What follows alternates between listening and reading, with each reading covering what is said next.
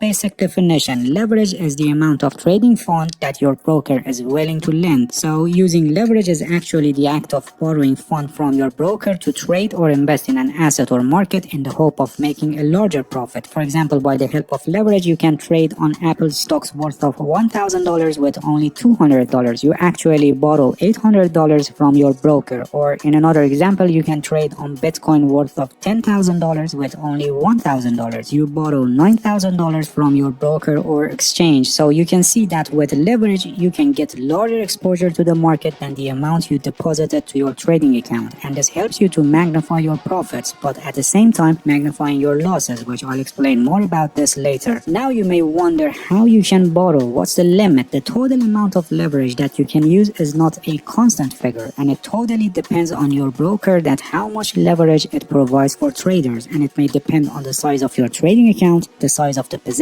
you want to open, your credit, the market and the asset that you want to trade, and some other factors. The amount of the leverage that is offered is most commonly represented as a ratio. For example, a leverage of 100 to 1 means that with $1 you can open a position up to $100. In other words, you can open positions up to 100 times greater than the amount that you deposited in your trading account. The leverage ratio is also shown like 5x, 20x, 100x, which is more commonly used in crypto market, and it has the same meaning. Now let me explain how this works. Leverage works by using a deposit which is called margin. In fact, you put down a fraction of the full value of your trade, which is called margin, and your broker puts the rest. So the margin is the amount that you need to provide based on the leverage ratio that you choose. For example, with leverage ratio of 10 to 1, if you want to buy one Bitcoin at $30,000, you need to put $3,000, and your exchange or broker put the rest for you. So you can actually buy one Bitcoin worth of $30,000 with only $3,000. And please pay attention that although you're only paying a small percentage of the full value, both of your profit or loss will be calculated based on the full position size, not your margin amount that you put for the position. So if the market is moving in the favor of your position, you will enjoy magnified profit based on the full position size. But on the other hand, if the market is going against your position, you will suffer from a magnified loss too. Your loss will be calculated based on the full position size. That is why leverage is called double-edged sword, because it can have both a favorable and unfavorable consequences. Alright, now you may ask what leverage ratio is the best or how it should be chosen. Choosing a leverage ratio depends on many factors like balance of your account, the margin required, free margin that is available in your trading account, your account level, that some brokers may have different offers for different levels, and also other related concepts like margin call and stop out. It's highly recommended that you should never use maximum available leverage or high leverages, because those high leverages are for professionals to show flexibility when they need it. It's not for beginners and ordinary traders. You should always choose a conservative amount of leverage in the normal course of trading. Most of successful and profitable traders use leverages up to 5 to 1 at maximum, and they rarely go higher than this level, and on average they stay around 3 to 1. Leverage is an important risk factor in your trading that directly impacts your success. Actually, over leveraging is one of the most common reasons that beginners fail. Just look at this table to see how it affects your trading account. You can see that with leverage of 100 to 1, with only 1% change in the price of the asset, we will have 100% change in our trading account. If the price change is in our favor, we will have 100% profit, and if the price change is against our position, we will have 100% loss in our account. Actually, the account will go to zero with only 1% change in the price of the asset. Or with 50 to 1 leverage, with only 1% change in the price, we will have 50% change in our trading account. And you can see as we move to lower leverages, the risk also decreases. For example, for the leverage of 5 to 1, 1% change in the price will result 5% change in our account, or for the leverage of 3 to 1, it will be 3%. And please pay attention that when you lose part of your account, gaining the required profit to cover your loss increases as the loss is higher. For example, in this table, you can see that for 10% loss from the starting balance, you need 11.11% to cover the loss. But as the loss increases, the required profit to cover the loss increases significantly. For example, for 50% loss, you need 100% profit to cover the loss. For 90% loss, you need 900% profit to cover the loss. Now you can see that if you lose considerable part of of your trading account because of choosing high leverage, then the profit that you need to cover the loss and just to turn back to your starting point is very high, and it really demands hard work. So always maintain low levels of leverage, not more than 5 to 1 as I mentioned earlier, and choosing the leverage in this range depends on the condition of the market, the volatility of the asset, and the condition of the specific position that you're opening. As I said, most of successful and profitable traders rarely go higher than 5 to 1, and on average they stay around 3 to 1. Then you must always use stop loss to reduce the risk and protect your capital, because the market can go against your position no matter how master you are in technical analysis and trading. And you must set your stop loss as a part of a risk management strategy to properly deal with the risk. There is a risk management strategy that is called 1% rule. I have a